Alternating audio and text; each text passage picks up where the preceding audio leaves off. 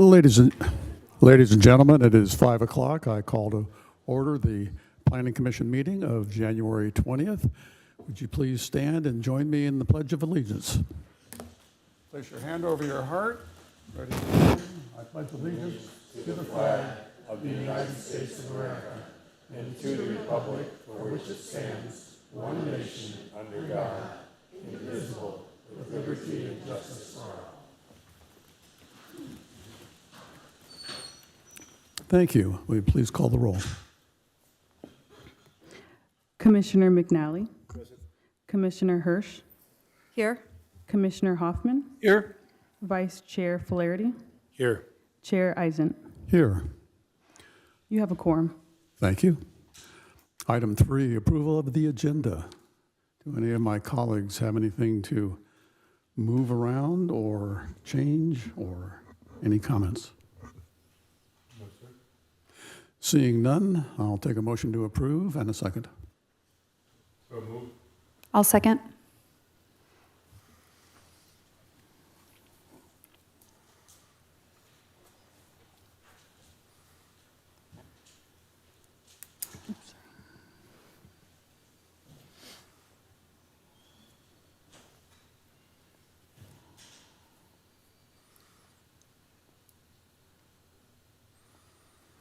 Are we doing a roll call vote or electronic vote? Commissioner McNally. Yes. Commissioner Hirsch. Yes. Commissioner Hoffman. Yes. Vice Chair Flaherty. Yes. Chair Eisen. Yes. Motion passed. Okay, item 5, public comment. This is the time that anyone in the audience may comment on items that come under our jurisdiction, whether they are on our agenda or not. However, if they do appear on our agenda later, you can only comment once, so you have to make a decision on whether to comment now or to comment later. So, do we have any public comments? If so, please come forward, state your name for the record.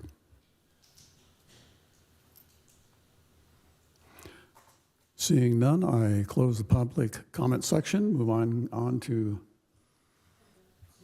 are we doing online? We are doing online. Oh, okay. Do we have anyone online? There are no members of the public wishing to speak at this time. Thank you. That seems to change from month to month on whether we're taking it or not taking it, but thank you for that clarification. We are now. Okay, very good. Okay. 6, the consent calendar. We only have one item on our consent calendar. Does anyone have any comments or observations on the minutes? And if not, I'll take a motion to approve the consent calendar. Move to approve. Second. It's been moved and seconded. Roll call, please.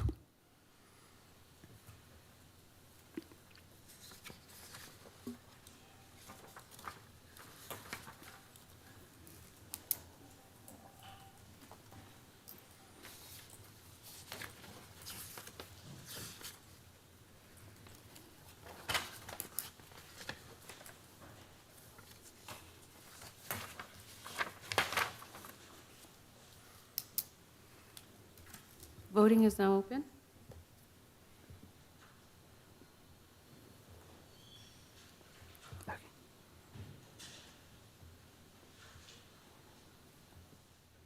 Motion carries. Thank you. Moving on to the first of our public hearings. 703 Pier Avenue.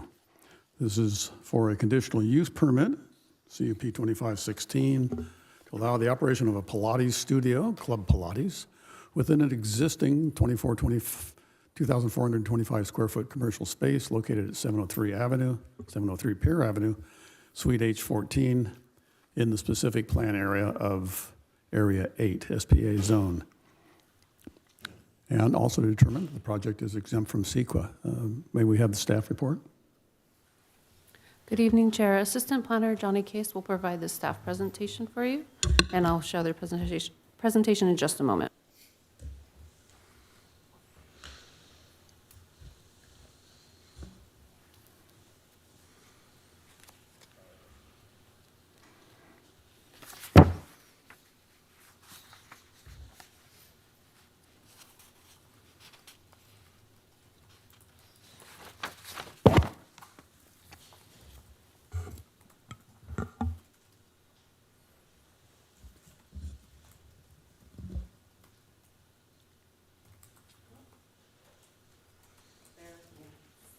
Sorry, there's technical difficulty. Hold on.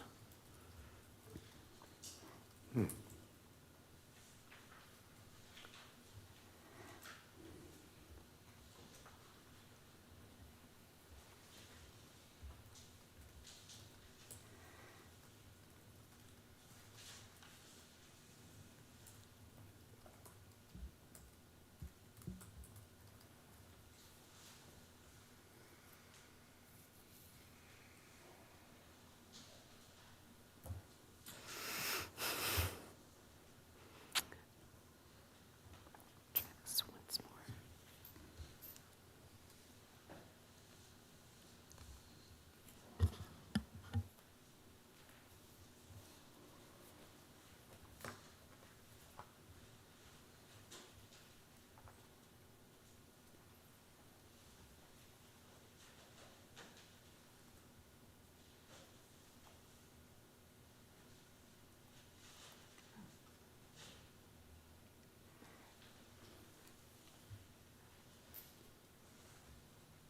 Okay.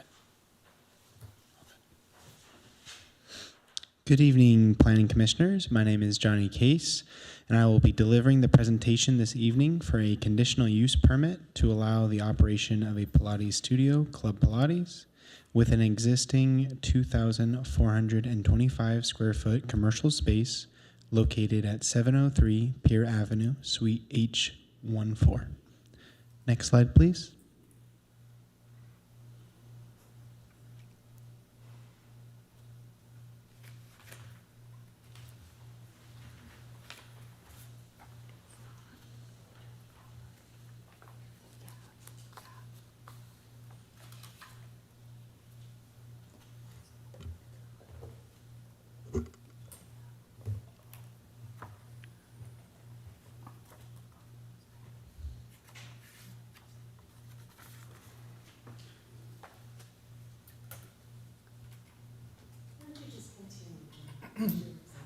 Okay.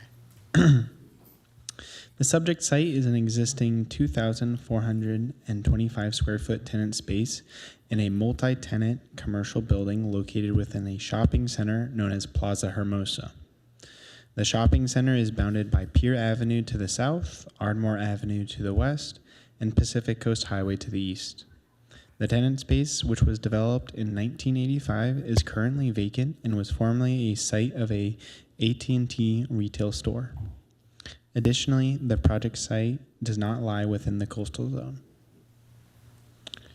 Shown here, or what would have been shown here, is the city's zoning map providing context of the property's location in relation to adjacent parcels and zoning districts. The site is zoned Specific Plan Area 8, SPA 8, and has a general plan designation of Gateway Commercial. To the north and east of the project site are similarly SPA 8 zoned properties with various commercial uses. The property to the south of the project site is zoned as Public Facility, PF. Finally, to the west of the property site is zoned as OS1, Restricted Open Space. Next slide, please. The applicant proposes the operations of a Pilates studio known as Club Pilates within an existing 2,425 square foot tenant space. The proposed business will operate as a fitness facility offering low-impact, instructor-led Pilates reformer base classes of a maximum of 12 participants, as well as private sessions. The proposed hours of operations would be Monday through Thursday, 6 a.m. to 8 p.m., Friday, 6 a.m. to 6 p.m., and Saturday and Sunday, 8 a.m. to 1 p.m. Next slide, please. Upon reviewing the provided floor plan, applicant narrative, and characteristics of the proposed project, planning staff have made the determination that the most appropriate use classification for the proposal would be Assembly Hall. Hermosa Beach Municipal Code Section 17.04.040 defines the Assembly Hall use, which includes gymnasiums, health, and fitness centers. Additionally, per Hermosa Beach Municipal Code Section 17.44.05015B, no new parking spaces are required for a change of use of existing buildings unless the use is a new late-night alcohol serving establishment. Next slide, please. Pursuant to Hermosa Beach Municipal Code Section 17.38.370, commercial permitted uses within the SBA zone shall be the same as those permitted within the general commercial C3 zone. All assembly hall uses within the C3 zones are required to obtain a conditional use permit. Next slide, please.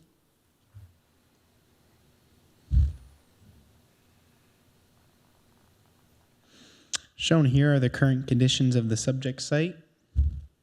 Next slide, please.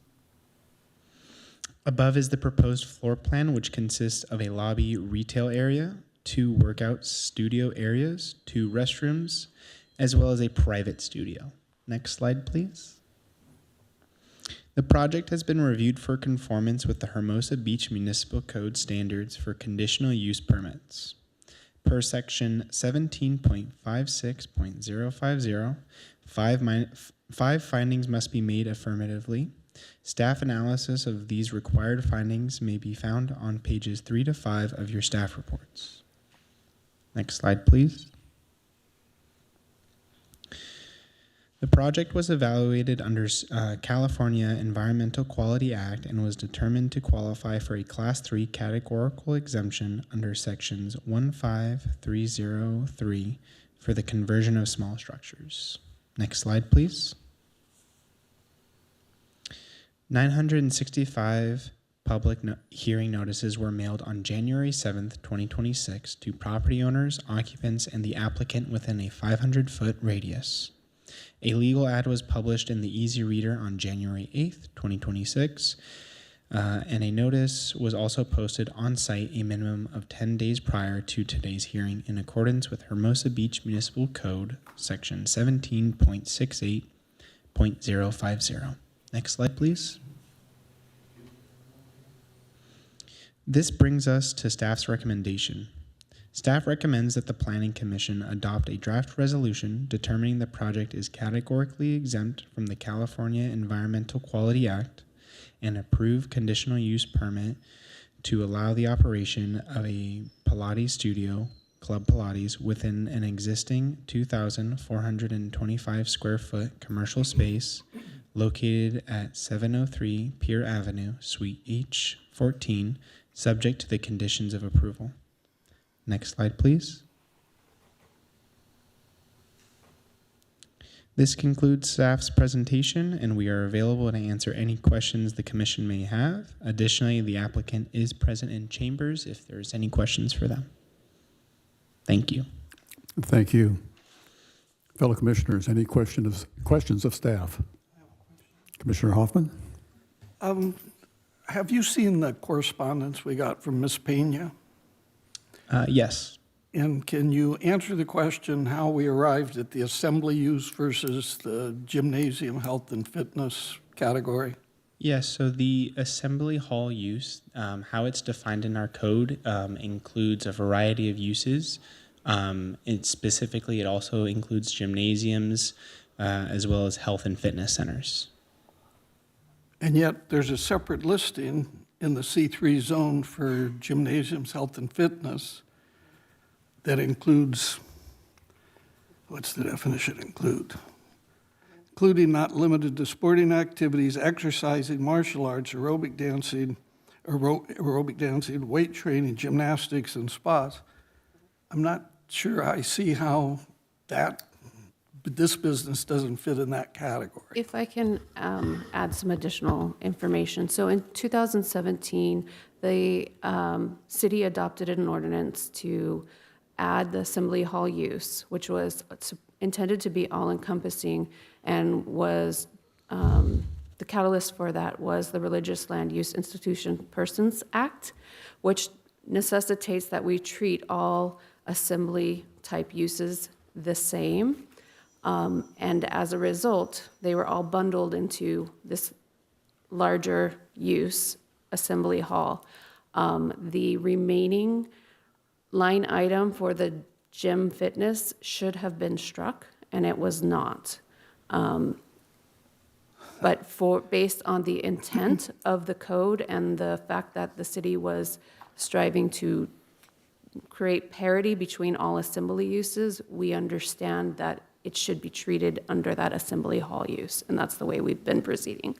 It is also an item for cleanup that we intend to take forward in this first half of the year. I would also just add that the other yoga studio in this shopping center was approved with a conditional use permit, as well as several other similar uses along PCH since 2019. So the answer is our failure to revise the code appropriately. That's correct. There was a drafting error so there's an inconsistency. The original definition remains in the table while the assembly use captured it within. And we didn't do that properly, the reconciliation properly. Well, and you can understand both her concern and mine.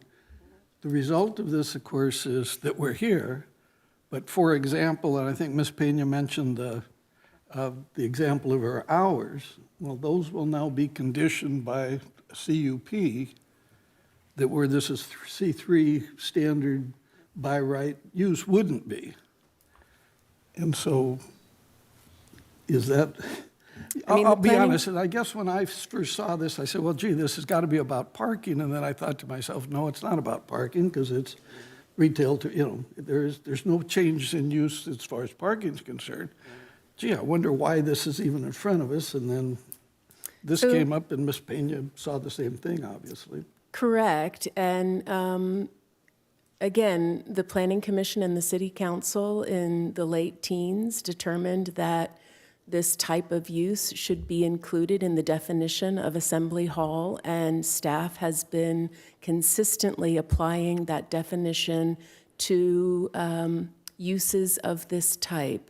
That doesn't preclude us from changing moving forward, but that is the way that the department has been interpreting the commission's commission's approval of the establishment of that definition since 2019. Other questions of staff? Yes. Commissioner Flaherty. I just want to step lightly on the parking issue. The original 30 years ago parking program that was there included all the basement to be public parking. It was open to public parking. That changed maybe 20 years into the program. And the biggest change that happened recently has been the charging stations that I think would be a change. So if you walk through that whole complex upstairs and downstairs, you'll see, even though you illustrate there's possibly 400 spaces in that complex itself, when you walk through the complex, you'll see over 100 parking spaces that are not general parking spaces. Some of them are signed for food pickup, some of them are signed for hamburger pickup, some of them even have a sign that says private parking. Some of them are obviously tandem. Tandem is not what I would consider a general parking space. The charging stations. So when you go through all those other spaces, there's well over 100 out of the 400 that are different. And yet, we don't need to relook at the parking plan based on a 1980 parking plan? If I can provide some just background. So you're correct, there is a parking plan there. It's been amended over time. I think the last amendment was in 2019. There have been changes to parking, but there's also been changes to state law. So with regards to like the EV charging, state law requires that we treat that qualifying towards the minimum parking required, although it's designated for a certain type of vehicle. So that counts towards them providing the parking. The other thing is the last parking amendment that was done contemplated actually a lot more gym health fitness use than it has actually been built out. So there was an approval with approximately 6,000 square feet more than there is in the center today. And what you're being asked to approve is about 2,500, a little under that. So the parking plan shows there's consistency. With regards to tandem parking, we do allow, there is some allowance for tandem parking as well. Thank you. Thank you. That's good right now. Commissioner McNally? If this was a gym or fitness facility, there would be other permits necessary, especially if it's any outdoor uses. But because this is an assembly hall, the CUP would override any of those? Sorry, so They wouldn't need any more licenses or permits to operate as an operation? No. Okay. Okay, thank you. Commissioner Hirsch? I guess my only question for staff would be, do we have this cleanup on the agenda for when we're reviewing all of the definitions as we do our zoning code update? For commercial uses, yes. I mean, we do have that on our work program for this year, this calendar year, and we'll be sure to include it. Just one question. I should probably know this, but I don't, so I'm going to ask it anyway. With regard to the question of hours of operation, Ms. Pena also brought up the question. Saturday and Sunday, they're proposing 8 to 1. If they decided that business was so good they now wanted to stay open until 3, do they need to come back to us? Or can this be an administrative thing of staff to approve 2 additional hours? I'd hate to have a public hearing for 2 additional hours. The current conditions of approval are drafted with specific hours. If the commission desired to provide the director a bit of flexibility for the weekends, we could certainly work with that. Thank you. I have no further questions. Anyone else? All right. Thank you, sir. I'm now going to declare the public hearing open. We normally let the applicant come first, so if the applicant or representative is here and wants to come forward, please do so at this time. All right. Seeing no one come forward, is there anyone else in the audience here that wishes to come forward and give testimony? Seeing none, is there anyone online? There are no public speakers at this time. There are no, very well. I do have one question for you.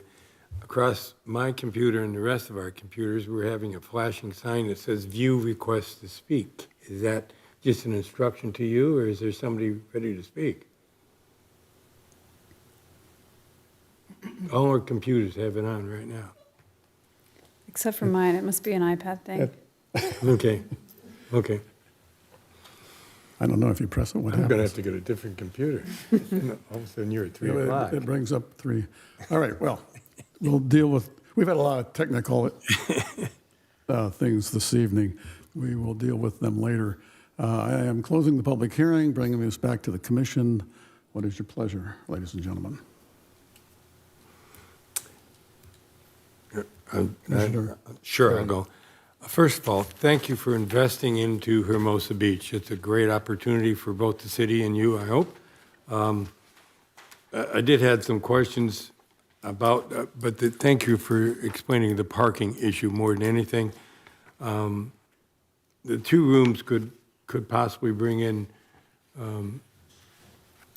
just under 30 people a session with employees in 12 and 12. So that was my concern about the parking. Even if you look at the staff document and you look at the picture that's attached to the construction sheet, you'll see there's only a handful of parkings available even in that aerial picture. So I did have some concerns, but thank you for your explanation. And I wish the new tenant well. Be aware of the UPS trucks parked right out in front of your place every day. Other than that, good luck. I support the agenda. Thank you, Commissioner. Other comments? I intend to support this, this project. It sounds exciting, new business to come to Hermosa Beach. I think per the suggestion of Mrs. Pena and her public comment, we should consider as a commission extending the hours on Saturdays and Sundays in case they decide that they want to have more flexibility. I would be open to suggesting, mimicking the Friday hours, 6 a.m. to 6 p.m. on Saturdays and Sundays. Other comments? Commissioner Hoffman. I think I've already expressed part of my concern here, but obviously, as I say, my initial reaction is, oh, it's great business, and I've gone by there 100 times and seen the stuff up in the windows already. So I think, obviously, I hope that the business is successful and succeeds, and welcome to Hermosa. And I would be in favor of simply deleting, I believe it's condition 9 in section 2, which relates to their hours. Any other business doesn't have that. I mean, so, and it's almost guaranteed, I was talking to someone, it's almost guaranteed that the, UPS store will be 24/7 at the rate at which that whole internet business is expanding. But that's my sense on this. That's a better suggestion. I'm in support of that. I've got an observation, but a question first. Director, is there any reason that we need to have specific hours of operation in the resolution? No. Okay, I was going to suggest some language to add to number 9 that would say something like minor adjustment hours of operation may be approved by the director or their representative. But if the commission is more in sense of just eliminating number 9, what's the downside if we do? If they decide to operate at 3 in the morning, is anybody across the street going to complain? There's no residential around there anyway. I'd like to see it. I would like to see it happen before we create language. So I would say just allow the director to make minor adjustments. Is there a census of keep these hours, but add language for the director With to? all due respect, in most cases, I'm reluctant to give our commission's authority to the director without cause. Right.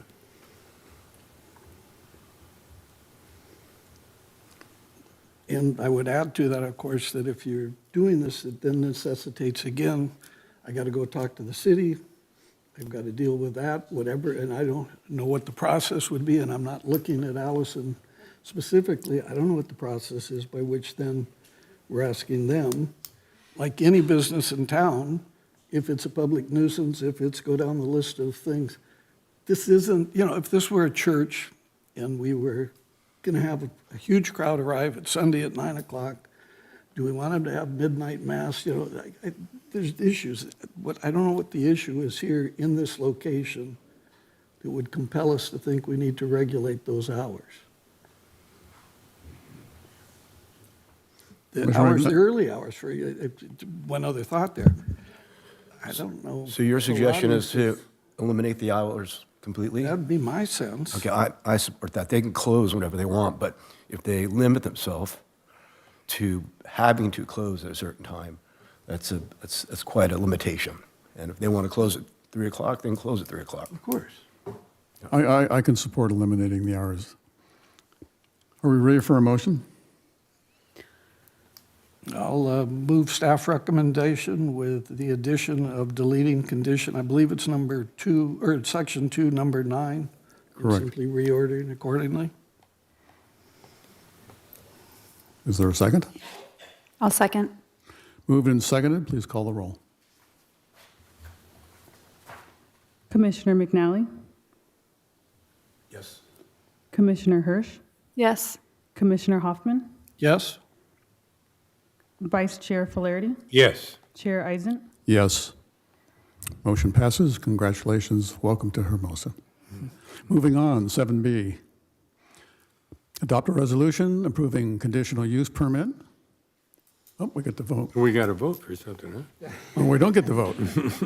Sorry, I added the votes in. Oh, okay. All right, so we're moving on. All right, moving on.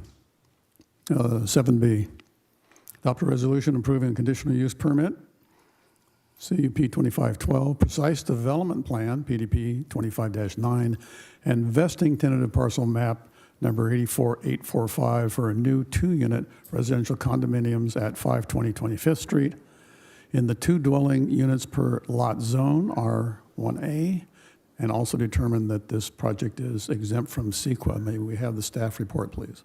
Project planner Dee Dee Tran will provide this presentation for you. Hello, good evening. Thank you for that introduction, Chairperson. It is exactly as you said. This is going to be similar to many of the other condo projects that I've been able to present before you. The small exception is that we are in the R1A zone, and I'll speak a little bit more about that as we go through the presentation. So next slide, please. Here is the architect's rendering of our proposed 2 condos. It's similar to many of the condo developments that we see here in the city. These are detached units. They'll share an 11-foot wide driveway with garages in the middle and a guest parking space between those 2 garages. Next slide, please. So this is an interior lot. It's developed with a single-family residence that was built prior to 1925. We don't have an exact date because that's all we have from those records. This will increase our dwelling units by 1, so we're going to eliminate the home that is there, and then the proposal is the 2 new condos. This is located within the California Coastal Commission zone. Next slide, please. So here to orient you is the zoning map. The project is off of 25th Street on the south side of the street, just south of Valley Park and west of, I call it the Woodchip Path, Valley and Ardmore there. As you can see in the zoning map, the hashed demarcation does show you that R1A zone. So it's kind of like a mix of R1 standards that does allow for 2 units. Surrounding the R1A zone, all of those yellow properties are R1 properties. Next slide, please.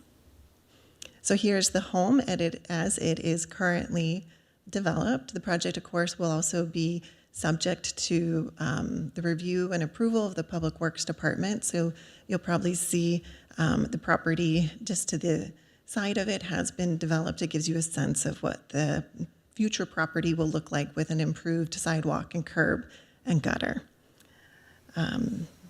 It's quite a large lot. It's 7,445 square feet, which more than meets the development standards when you divide it into 2 for our condos.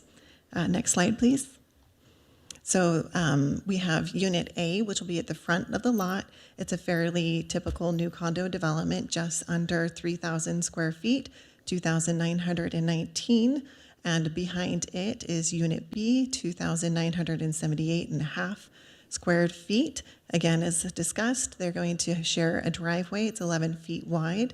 And the open space is going to be provided at the ground level for each unit. So for Unit A, it's going to be adjacent to what we would generally call the front yard setback.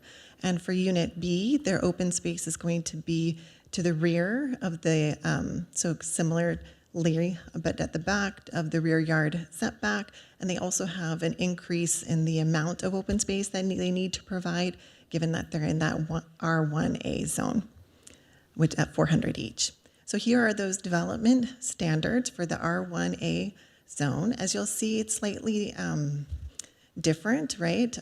More similar to our R1 standards in that our R2 and R3 are allowed to go up to 30 feet. Here, the maximum height is going to be 25 feet, and the development as proposed is 24 feet, 10 inches. Similarly, you'll see the setbacks are a little bit larger than they would be at an R2 or R3. The project is fully compliant with all of those development standards, including the provision of waste bins. They're also meeting all of our condo standards, as demonstrated in this table. Again, for their minimum lot width, our condo standards mandate at least 29 feet. This is a 50 square foot wide lot. They more than exceed the unit size, almost by double. They do provide the 200 cubic square feet for each unit of private lockable storage space. They're not on a walk street, but they do maintain that maximum height of 25 feet given the zone. And their front setback is double the minimum for a condo, but meets the requirement for the R1A zone. Next slide, please. Here we have our east elevations as well as the south and north elevation of Unit A. So they'll be nice looking units. They have this stacked stone. Unit A, you're going to enter off of 25th Street, and they are going to be complementary in design. Next slide, please. This will be the west elevation as well as the south and north elevation of Unit B. And again, the design is meant to integrate with the neighborhood, and I think will end up being a nice addition. Next slide, please. On our proposed floor plan, another thing that might be a little bit different than our 30-foot height at 25 feet, we're not proposing a roof deck. So the first floor is kind of your main living area. So you have your proposed dining room and kitchen, your entryway, the garages with the shared guest parking space between the garages. So the garages kind of create a buffer for that living space. And Unit A, being slightly larger, also has a study here on the first floor. Next slide, please. On our second floor are the bedrooms and bathrooms. There's 5 bedrooms in total with 4 bathrooms, and each unit is pretty close to a mirror of the other. Next slide, please. So for our findings, we do need to have affirmative findings for the conditional use permit. That'll be Hermosa Beach Municipal Code Section 175650, as well as a precise development plan, Section 175840, as well as a vesting tentative parcel map in Section 160860. Next slide, please. For our general plan consistency, I just wanted to highlight for you tonight Policy 2.2, that the city will continue to encourage the development of safe, sound, and decent housing to meet the need of varying income groups. And Policy 2.4, the city will continue to support and promote home ownership in the community. Again, we're going to go from 1 single-family home to 2, so that's how we're accomplishing an increase in home ownership. And of course, all of these projects and plans will also be reviewed by the Coastal Commission, as well as our Building and Safety Design and Public Works. Next slide, please. So in reviewing this project, similar to other projects, we have found that an exemption applies for the California Environmental Quality Act, specifically the categorical exemption, Section 15303, Class 3 for new construction. Next slide, please. We did conduct the thorough public noticing as required by statute. Maybe one small difference for this project versus others, because we are in the R1 zone, fewer notices were sent out because there's fewer households and occupants. So that was a total of 145 notices sent out on January, I believe, 7th. On January 7th, with a public noticing ad in the Easy Reader on January 8th, as well as those public noticing posters posted at the site. It was a minimum of 10 days before your hearing tonight. So that was all done in order to comply with our public noticing requirements. There has been one public comment. I don't know if you had a chance to see it on the agenda. It's from a neighbor in favor of the project. Next slide, please. So this concludes or brings me to the end of the report, where I would be recommending that the Planning Commission consider adopting the draft resolution as was provided in your staff report, determining that the project is categorically exempt from CEQA, and approve conditional use permit 2512 and precise development plan 2509, as well as vesting tentative parcel map number 84845 for the 2 new detached condominium buildings at 520 25th Street in the 2 dwelling units per lot zone, known as R1A, subject to conditions. Next slide. That concludes my report. Happy to take any questions that you may have. The applicant is also here tonight if you have any further questions. Thank you. Thank you. Thank you for your presentation. Any questions of staff? No, thank you. Thank you. Seeing none, I'm going to open the public hearing, and we generally do let the applicant go first. So if the applicant or the representative would please come forward, state your name for the record.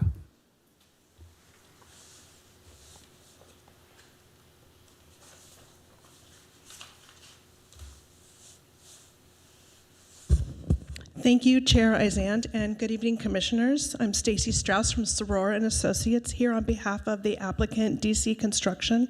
Dennis Cleland, who is a regular in your city, has built many notable projects in the city already and is back for another beautiful development designed by another who is a regular in this city, Howard Crabtree. So we can, if you'd like to ask specific questions of them, you may.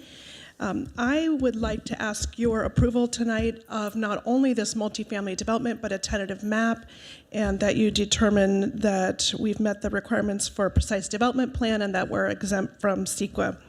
This is actually a 103-year-old single-family residence that currently exists on the site. It's had some issues with the city over the years, code violations for improper use. City gave very clear direction to the property owner at the time to discontinue. So it's not a surprise that the neighbors would like this project approved and that they wrote to you expressing that. This is in an unusual part of your city, R1A. As you saw, it's surrounded by other single-family residential zones, and the project has been designed, even though it does meet condominium standards, it's designed to live like 2 single-family residences and be very compatible with the surrounding neighborhood. This city has a lot coverage requirement of 65% lot coverage, meaning any development can't exceed 65% of that lot coverage. If you look at this particular lot, the city was very I'm assuming considered very closely that this is a larger lot. This is a 50 by 150 approximately lot, and would be an awkward lot for a single family residence, right? If you have a 65% lot coverage and you had a single residence there, it would be disproportionately sized to the area, it wouldn't fit well. So in terms of compatibility, I believe the city envisioned 2 units there, and we proposed 2 units for you that are still amply sized for residences, for likely single-family residences. They'll live like a single-family residence. Like our planner explained, we'll have a shared driveway. The garages will face one another, and they'll share that turnaround space, that 25-foot turnaround. But other than that, they will very much live and walk like that duck. That's a single-family residence. We're code compatible, the broader benefits to the city. We've talked about, like others, we add stock to the housing supply. We will not only improve the curb, gutter, and sidewalk. The sidewalk that doesn't exist will become an ADA compatible continuous sidewalk in front of this lot and improve all the way to center line at the developer's expense. The tentative map will allow for home ownership for 2 owners, and will come as other subdivisions with CCNRs, which is a binding agreement, and runs with the land. So any future owner is responsible for maintaining all requirements in those CCNRs. They don't go away when there's a sale. That is a document that runs with the land. The city reviews that document and gives us approval to record. It comes with many requirements such as vehicular parking only in the garage, and garage not to be used for any other purpose unless there's a permitted use, or storage to be maintained on site, or use of the lot to be no different than what you approve. So with that, I ask for your approval. I'm here for questions and to address any other comments that come in. Thank you. Any questions of the applicant's representative? No. Seeing none? This has nothing to do with my, my decision, but for my own curiosity, is this the house that has the bomb shelter in the backyard? I believe it is. I mean, I'm not privy to the exact lot that you're speaking of, but there is an unusual configuration of structures on this lot right now. There is a single-family residence, there's a detached garage, and then there's another outbuilding that's been referred to as a shed. In the past, it may have been used for some kind of personal safety. Any other questions of the representative? Seeing none, is there anyone else in chambers that would like to speak on this topic? Is there anyone online that, with a hand raised, that would like to speak on this topic? There are no members of the public wishing to speak at this time. Thank you. I'm going to close the public hearing. Fellow commissioners, what's your pleasure? I'll go. I intend to support the project. It seems like it's in compliance with all of the standards, and staff has done a good job at putting the presentation together and clearly outlining why this is meeting all of the city's requirements. Thank you. Commissioner McNally? I tend to support the project. The two properties to the west are quite similar to the designs we saw today, and the house is very old and quite dilapidated. Thank you. Commissioner Hoffman? Like the house, I'm old and dilapidated, but it's a fully conforming, and the reason I'm only smirking, it always cracks me up when I think that this is considered a big lot in Hermosa. We had to have special zoning for a giant 7,000 square foot lot, but it's a completely conforming project and really kind of exceeds that, as was mentioned, the open space and so forth. And probably in this case is a welcome change in the neighborhood. It's very similar to the projects to the east, as was mentioned. So I'm going to support it. Commissioner Flaherty? I too support it. And as everyone has said, it certainly complies with both the code and what we foresee in all those neighborhoods. It's a unique neighborhood with R1, 2 on a lot type of program. But before they demoed the house, I think they should have a garage sale. The alley is just full of stuff. You got to go get it. So anyhow, I support the project. Thank you, Commissioner. All right, I would welcome a motion and a second. Move staff recommendation. Second. Please call the roll. Commissioner McNally, Yes. Commissioner Hirsch, Yes. Commissioner Hoffman, Yes. Vice Chair Flaherty, Yes. Chair Eisent. Yes. Motion carried. Thank you. Moving on, 7C. This is a zoning text amendment, and congratulations, by the way. Zoning text amendment, TA 2601, amending Chapter 17.21, one of my favorite chapters, of the Hermosa Beach Municipal Code relating to accessory dwelling units and junior accessory dwelling units. And we want to find that it is exempt from CEQA. Staff report, please. Project planner Jake Whitney has this presentation for you.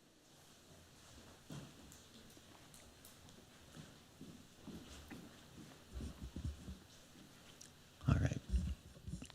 Good evening, Planning Commissioners. My name is Jake Whitney, and I'll be delivering this presentation on the proposed zone text amendment regarding the ADUs. Next slide, please.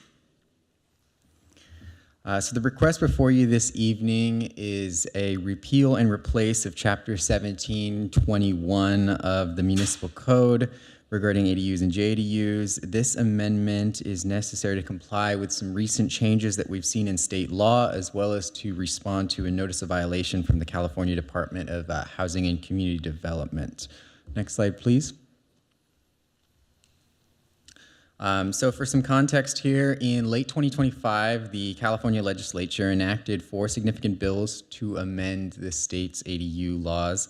Among these bills are Assembly Bill 462, 1154, Senate Bill 9, and Senate Bill 543. These took effect on January 1st of this year, with the exception of Assembly Bill 462, which took effect immediately upon the governor's signature on October 10th of 2025. This proposed ordinance is necessary to ensure that the city's ADU regulations here locally comply with these new state requirements. Next slide, please.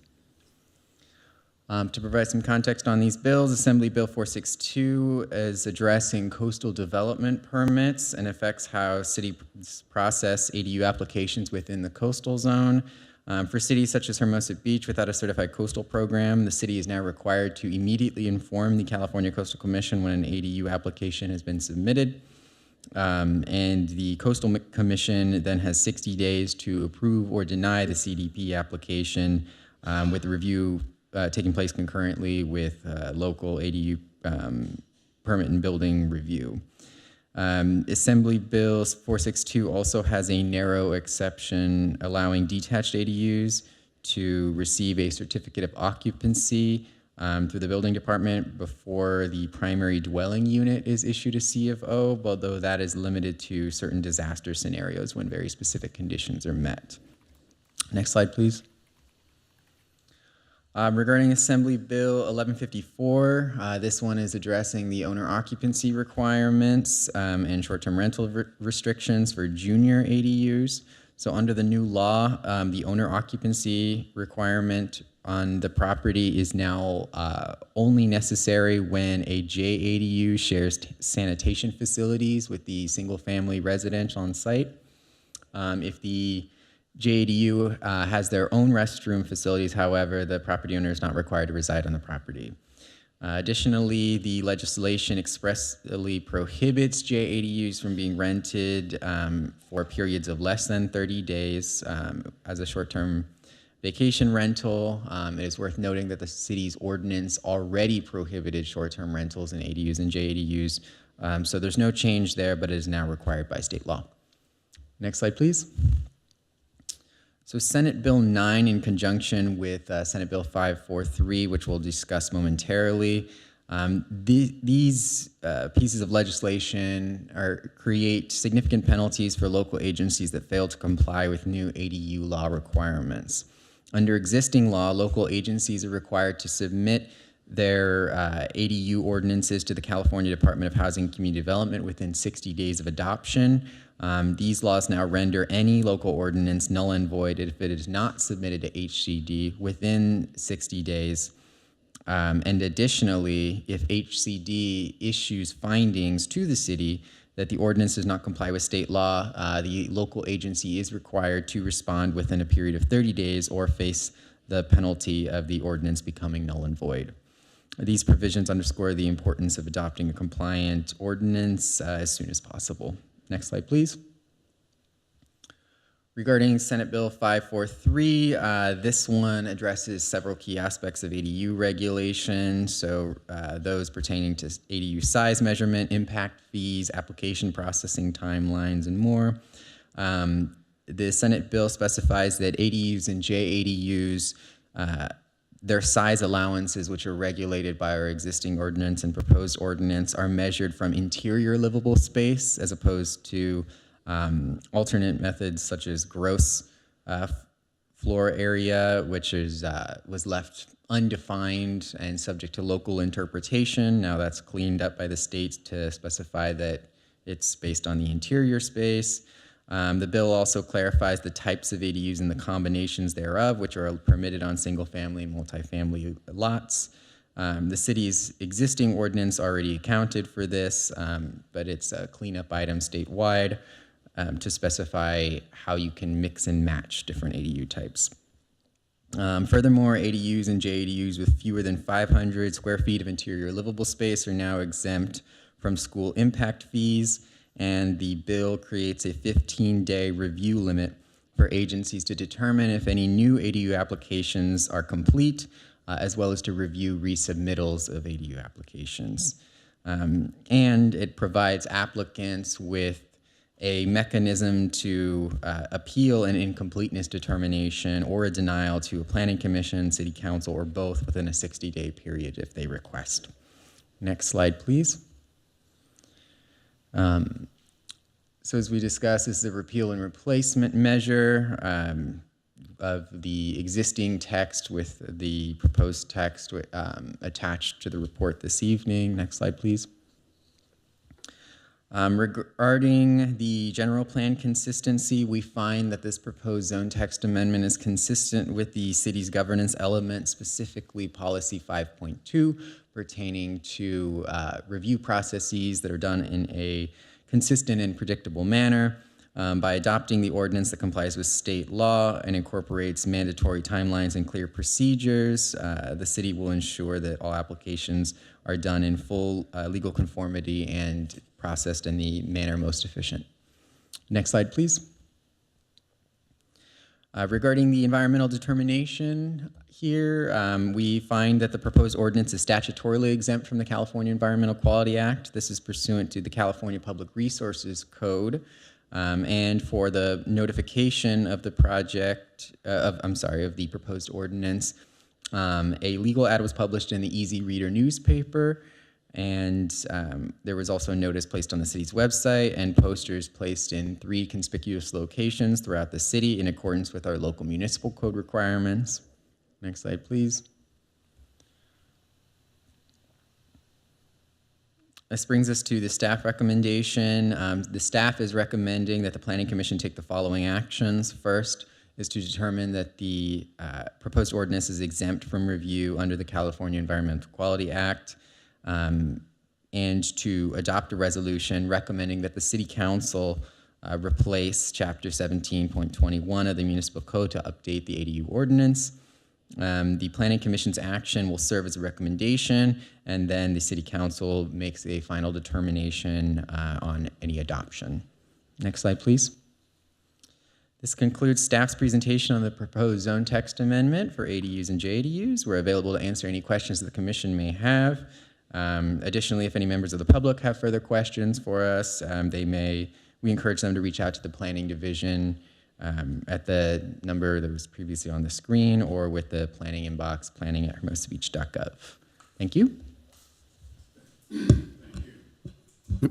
Thank you. Members of the commission, any questions of staff? I do. Commissioner Flaherty. First of all, great work from the staff. I see the letter dated from the state was on December 29th, 25. You guys are here right off the bat. The letter we sent was January of 25, and they took a year to respond to that. So on the date that they say we have to have a response on January 30th is what we're doing. And are you able to get to the council and get a letter stating to the state what we're doing? Their dates seem to be on the long side for them, but the short side for us. Yes, so we won't be able to make it to city council, but we'll be able to respond and show progress that and the scheduled date with the city council. Okay. Well, thank you for doing that, and great effort to get it up this way. I have a couple other questions.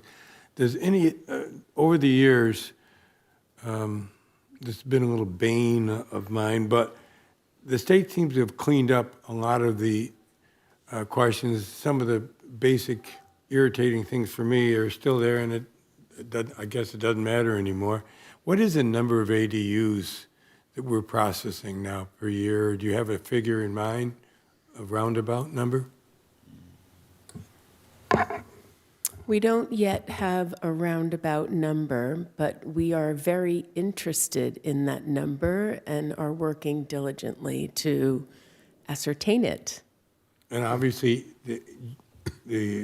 even the junior ADU counts for our numbers we have to achieve. At one time, there was some issues regarding ownership, and it seems to be cleared up now. Not ownership, but who lives in a house and who can stay in the ADU. That seems to be cleared up. At the same time, there was another program running where they wanted to sell the ADU separate from the resident. That no longer applies. Is that correct? So my understanding on that is there was some state legislation passed that enabled jurisdictions at their own discretion where they could enable sales of ADUs. And based on my latest check, I believe only one jurisdiction in the state has gone forward with that, which I believe is the city of San Jose. I don't believe any others have. And they never touched the junior ADUs at all. It was only the ADU. That's my understanding. Right. Is there any concept in Hermosa for that particular, any appetite at all for that in Hermosa? We do not have any current plans on the books to expand that here. If there's a desire on the commission's behalf to pursue that, I'm sure that we can take a look. No, sir. But none of the construction requirements or lack thereof, or the parking requirements or lack thereof, have been changed since they were initially approved back a few years ago. We're not seeing changes to those parking requirements within this set. Okay. Thank you very much for the staff work on this. Other questions for staff? Not a question, but just a comment. As we think about zoning code updates coming forth, and then also reviewing this item, it's been really helpful in the past to see the red line against the old code. And that wasn't included in this package. So I would just request that as we embark on the other code update initiatives this year, if we could get red lines as well. Yeah, thank you for that comment. In this instance, we are recommending a repeal and replace, which is why the new ordinance came fully packaged. That also helped with organization of the particular section pertaining to ADUs. But point well taken. Thank you. Just one very, very, very small thing to research. In attachment 2, on the second page, section E, it says, it includes an efficiency kitchen as defined in section 0 above. So is there a future number that's going to get plugged in there, or that's my only contribution? So something for tomorrow morning. Sounds like a good catch. That is a good catch. And there is efficiency kitchen defined in the code, but that was definitely an error on the drafter's part, which was myself. So we will clean that up for you. Great. Thank you. This is a public hearing, so I am now officially going to open the public hearing. Is there anyone in chambers that wishes to comment or testify on this subject? Is there anyone online? I do have one member of this public wishing to speak. You've now been unmuted. Go ahead. Yeah, hello, Anthony Higgins. Maybe this is not directly related, but we seem to be bending over backwards, probably out of necessity, to increase the density of our already overcrowded city because the state is making us do it. Now, what are we doing to protect the existing residents, the existing taxpayers from the impacts of this code change? And what I'm talking about here is there's a very interesting article, at least to me, in the Easy Reader. I think it was this past edition, where they talked about cities having developer fees that helped pay for the water, the sewer, the electricity, the road upgrades caused by this increase in density, and that will no likely come about with these changes. And I'm wondering what the city is doing on behalf of the city on behalf of the residents along that line. Now, maybe this is a future agenda item, I don't know, but it sure seems like we should be considering the pros and the cons of that developer fee that was described in the Easy Reader, and that Manhattan Beach either has or is in the process of adopting. Thank you. Thank you. Anyone else online? There are no other callers online. Okay, I close the public hearing, bring it back to the commission. Commissioners, what is your pleasure?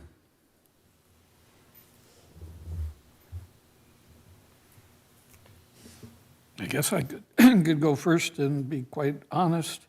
And I think Mr. Higgins sort of summarized some of my thoughts as I was reading this. I'm not sure that much of what I read is appropriate or responds to the sentiment of what I think are the majority of people in Hermosa. But as I was reading it, I must admit, for once, I skipped to the very bottom to make sure that the city attorney had certified this, because in a sense, that's what we're reading. There's a bunch of legalese in response to something that the state has mandated. I saw Sarah's signature or name there at least. That's good enough for me. If it's good enough for her, it's good enough for me. Thank you, Commissioner Hoffman. Other comments or observations? None. Seeing none, I'll entertain a motion in a second. Move staff recommendation to recommend this to the council and adopt that it's a CEQA exempt. Second. Been moved and seconded. Please call the roll. Commissioner McNally, Yes. Commissioner Hirsch, Yes. Commissioner Hoffman, Yes? Vice Chair Flaherty, Yes. Chair Eisen. Yes, motion passes. On to item 8, Community Development Director Report. Thank you so much, Chair. Happy New Year, everyone. Want to just acknowledge and thank Holly Hamna from the City Clerk's Office, who joined us this evening to clerk the meeting. Also to let you know that the position, the administrative assistant position, has been posted. So hopefully we'll have a new permanent commission secretary in the foreseeable future. So that's good news for the department. We've been a bit shorthanded for a while now. The other thing I wanted to mention is that the City Council did exert jurisdiction over your decision on 901 Hermosa, and that case will be heard de novo at the upcoming council meeting. I believe it's on the 27th of this month. And finally, I believe in the general public comments section of our agenda this evening, there was a written commenter who was urging your close consideration of the draft Commissioner's Handbook. This document was initially presented for feedback to the City Council at its meeting last week. There was a bit of discussion about certain sections of that document, which will be revised by the city manager's office in conjunction with the city clerk's office. And then a revised draft will be circulated to commissioners in the event that you're interested in providing feedback back to the city manager's office before it's presented again to City Council. And that's what I got. I thought we were going to have one more.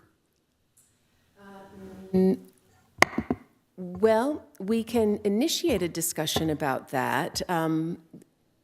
I wasn't quite ready, but let's go ahead and, we can go ahead and go. Okay, let's go. I received an interesting email from from a consultant concerning a section of our code concerning convex slope determinations. And this commenter noted that similar to the situation that we had with the Assembly Hall and a kind of conflicting section in the code, the code definition for grade actually kind of identifies the authority for the determination with the community development director. And so I kind of initiated a query to the commission to say, you know, our practice has been to present these cases to commission.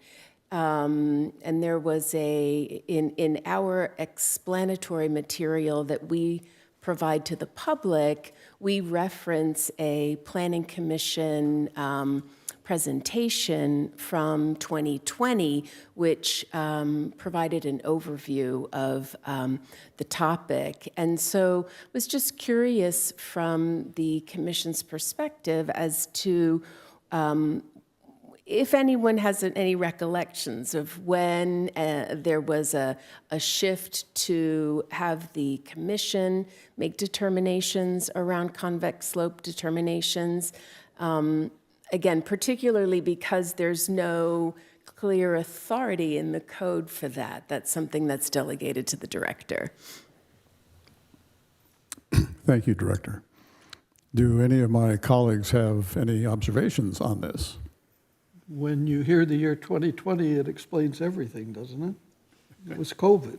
And it was also, I believe, when we were between directors and the senior planning staff was, and I may be wrong, but my recollection is that this was done at that point where there was a reservation about the staff doing it without precedent and without experience, and therefore asked the commission to do it. And then once we started doing it, we started asking for more and more information on what is really, from my perspective, a pretty objective determination that probably doesn't demand soil samples and some of the calculations we've required.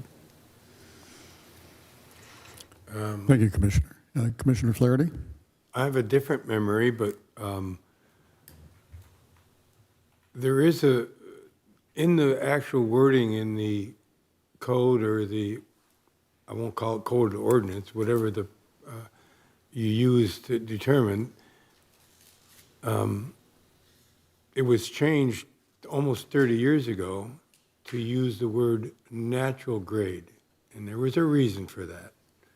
Because we had contractors dumping soil on sites and raising the level of the grade to accommodate a height.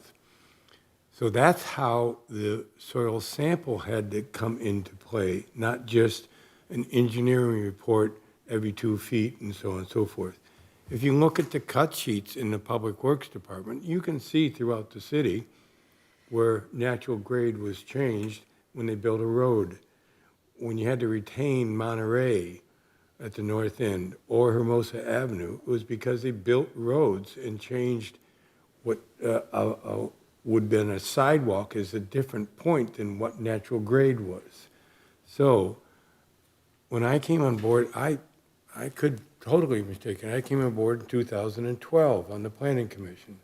I was in the Public Works in 2010 and 2012 here. It was at our level then. That's my memory. But for sure, I have no problem whatsoever having staff work with a developer with a clause that says if there's a dispute, it comes to us. But I'll reflect what Pete said earlier. The public, on this particular issue, we may have knowledge of why this works or what height is all about, but the neighbor next door needs some space and some time to gather his thoughts on why he's opposed to someone who might, in his opinion, have a height that's higher than what he thinks could have been built. And that's important. So if you leave it at staff level, you have to at least post the property, illustrating that this is a change in the way this building is going to be built, not point to point and 4 points and draw a line. They have an opportunity, I think, at this level to make those statements. I've had half a dozen people come up and they really didn't understand the dynamics of how that leveling or how that engineering was working. They just wanted to express themselves. So if it's only at the counter they can express themselves, they have to be notified.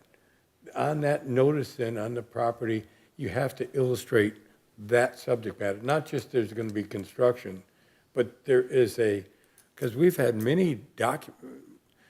we've had a handful of projects in here that were R1s. We don't see R1s. We only see R1s when there's a factor like this to come before us.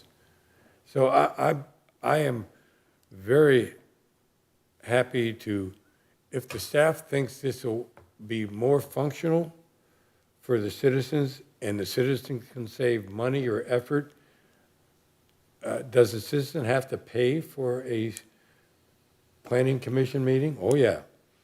Does the citizen have to pay? Does the property owner still have to pay for soil analysis? Yes. Does the citizen have to pay for an engineering report? Oh, yes. But it's the neighbor that needs to get the notification. That's the only way they can be satisfied that somebody hasn't pulled the wool over their eyes. I'm not saying that anyone has ever done that. I mean, the engineering and the soils test is the living proof. 2 months ago, we had our staff member determine that the engineering report required a different height than what the owner of the property wanted. He rejected several points on the property where the soil was fill and made him go back down for a height. That was just 2 months ago. So there's a value in the soil analysis. And the staff picked up on that. You don't need me to pick up on that. You need the staff pick up on that.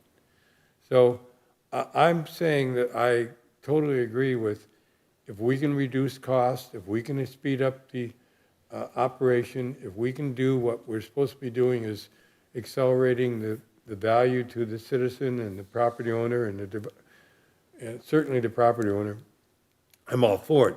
But that neighbor has to be told in no uncertain terms that this is going to be a different construction than what the neighbor did next door.